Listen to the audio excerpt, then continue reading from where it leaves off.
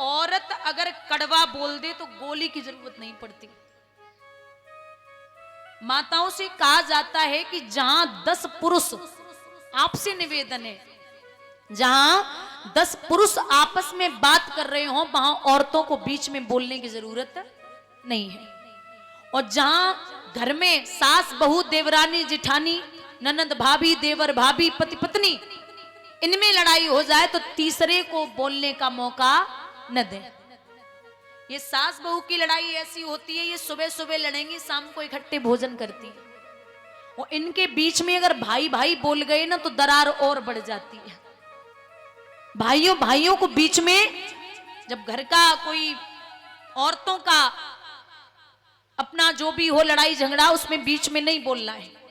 इनकी लड़ाई सुबह वाली शाम तक खत्म हो जाती है। और अगर भाइयों भाइयों में अनमन हो गई तो कई कई भाई भाई ऐसे हैं जो जिंदगी भर एक दूसरे से नहीं बोलते। तो इसलिए मैं हमेशा कहती हूं कि जो परिवार का मुखिया होता है ना, उसको परिवार चलाने में बड़ी सामर्थ्य लगती है। जो परिवार को चलाता है ना, उसमें बड़ी सामर्थ्य होती है, सबकी सुननी भी है। और सबसे अच्छा परिवार का मुखिया वही है जो इसकी भी सुन ले उसकी भी सुन ले और सब कुछ मतलब एकदम से पी जाए। किसने बुराई की किसने भलाई की, सबकी सुन के खुद चुप हो जाए, और सुननी भी पड़ती है। और परिवार को इकट्ठा करने के लिए 5 चीजें हमेशा याद रखिए भैया। कौन कौन सी? दिमाग ठंडा, जेब गरम, जुबान नरम, आंखों में शर्म और दिल में रहम। बोलिए गोविंद भगवान की। दिमाग ठंडा, जेब गरम, जुबान नरम, आंखों में शर्म और दिल में रहम। आपके परिवार को कोई नहीं बिगाड़ सकता।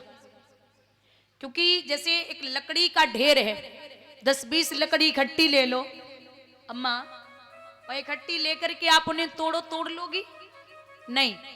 और जब उन लकड़ियों को एक एक करके तोड़ो तो सब टूट जाएंगे। ऐसे ही परिवार होता है, जब इकट्ठा रहता है ना तो किसी गांव वाले की या किसी पड़ोसी की हिम्मत नहीं है जो आपके घर में घुस के कोई दरार पैदा कर दे। झाड़ू जो होती है ना, जिससे आप झाड़ू लगाती हो, घर को साफ करती हो, झाड़ू जब तक बंधी रहती है तब तक पूरे घर को साफ करती है, और उसे खोल दो तो वो किसी काम की नहीं है। ऐसे ही परिवार है, अगर जब तक बांध के रखोगे तब तक सब अच्छा चलेगा, उसे एकदम से खोल दिया तो वो किसी काम का नहीं रहेगा। अच्छे से चलिए। जरूरी नहीं कि आप बहुत बड़े इंसान हैं, आपके 10 मकान हैं, 20 मकान हैं, 100 प्लॉट है, ये नहीं चलता। आपके परिवार में अगर कलह कलेश नहीं है तो वो परिवार किसी स्वर्ग से कम नहीं है। जाना सबको एक ही जगह है, और जिस जगह मरने के बाद आदमी जाता है उस जगह का नाम होता है शमशान। क्या नाम है? शमशान का मतलब होता है सम माने बराबर, सम माने बराबर, और शान, चाहे राजा हो चाहे भिखारी हो, जहां जाके सबकी शान बराबर हो जाए उस जगह का नाम है शमशान। एक शमशान में एक बाबा जी राख लिए हुए थे दोनों हाथों में, और इस तरीके से छोड़ रहे थे, पकड़ रहे थे, इससे भी छोड़ रहे थे, पकड़ रहे थे। तो लोगों ने पूछा क्या बात है बाबा जी, राख उठा रहे हो, छोड़ रहे हो, फिर उठा रहे हो, फिर छोड़ रहे हो, क्या हो गया? बोले भैया, एक हाथ में राख अमीर आदमी की है और एक हाथ में राख गरीब आदमी की है। मैं ये सोच रहा हूं काफी देर से कि इन दोनों का वजन एक ही है, फिर क्यों मरे जा रहे थे कि मैं ऐसा हूं, मैं वैसा हूं, मैं बहुत बड़ा धनवान हूं, मैंने ये कर डाला, मैंने वो कर डाला, मैं सब कुछ कर सकता हूं। इतना बल, इतना जोश, इतना अहंकार किस काम का है?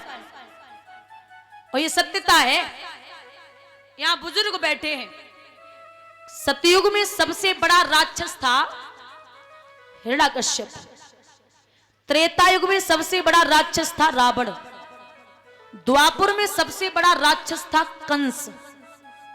और कलयुग में सबसे बड़ा राक्षस है जो सबके अंदर बैठा है, वो है मैं। क्या है?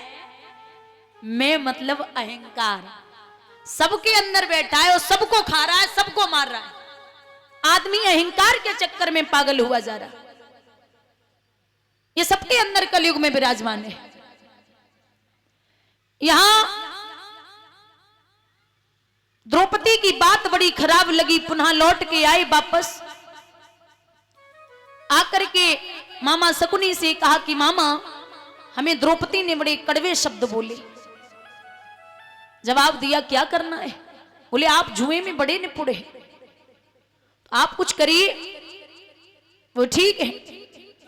जुए के खेल की तैयारी की गई।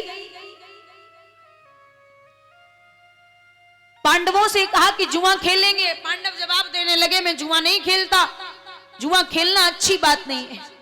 बर्बादी के तीन ही रास्ते हैं, जुआ, सट्टाबाजी और शराब। आदमी को लगता है कि एक क्वार्टर 75 रुपए का आता है, लेकिन उसके लिए 7500 बीघा जमीन भी कम पड़ जाती है। आदमी 7500 बीघा जमीन बेच के भी उससे निपट नहीं पाता। यहां जुए पे बिठा लिया, जाको दुख विधाता देही, बाकी मत पहले ही हरे। पांडव बैठ गए, धर्मराज ने मना किया, लेकिन मैं नहीं मान सकता। शकुनी बोले, कैसी बात करते हो, सब अपने ही तो हैं, कौन कहां जा रहा है? आप अब मेरे भांजे हो, वैसे कौरव मेरे भांजे हैं, आओ बैठो। बिठा लिया महाराज। जुए के खेल में हुआ ऐसा,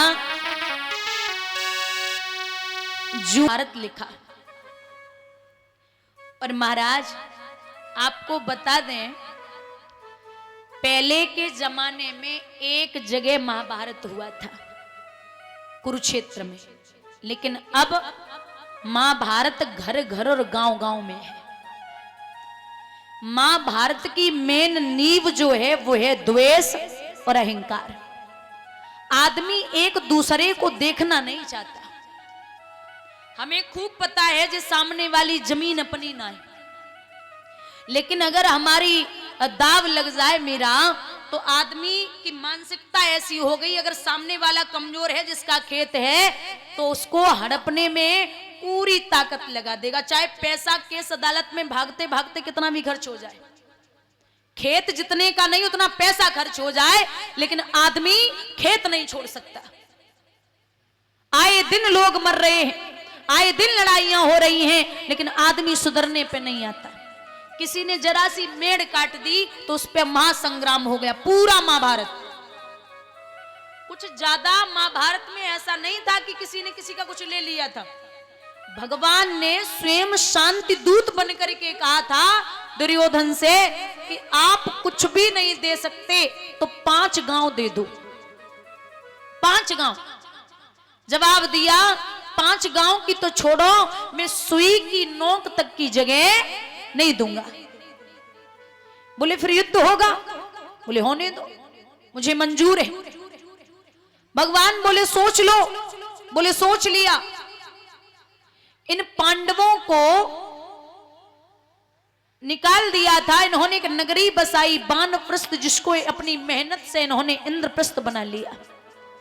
जिसे हम और आप दिल्ली बोलते हैं, उसका असली नाम इंद्रप्रस्थ है।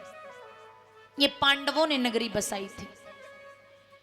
एक दिन दुर्योधन ने विचार किया कि हम भी तो देखें पांडवा कैसे रहते हैं, तो जाकर के पहुंचा। बड़ा सुंदर सा महल है, जहां जल था वहां थल दिखाई दिया, और जहां थल था वहां जल दिखाई दिया। दुर्योधन का पैर फिसला, जमीन पे गिरा। द्रौपदी अटे पे खड़ी थी, जवाब देने लगी, अरे दुर्योधन जी, हमें तो पता है कि अंधे के अंधे ही पैदा होते हैं।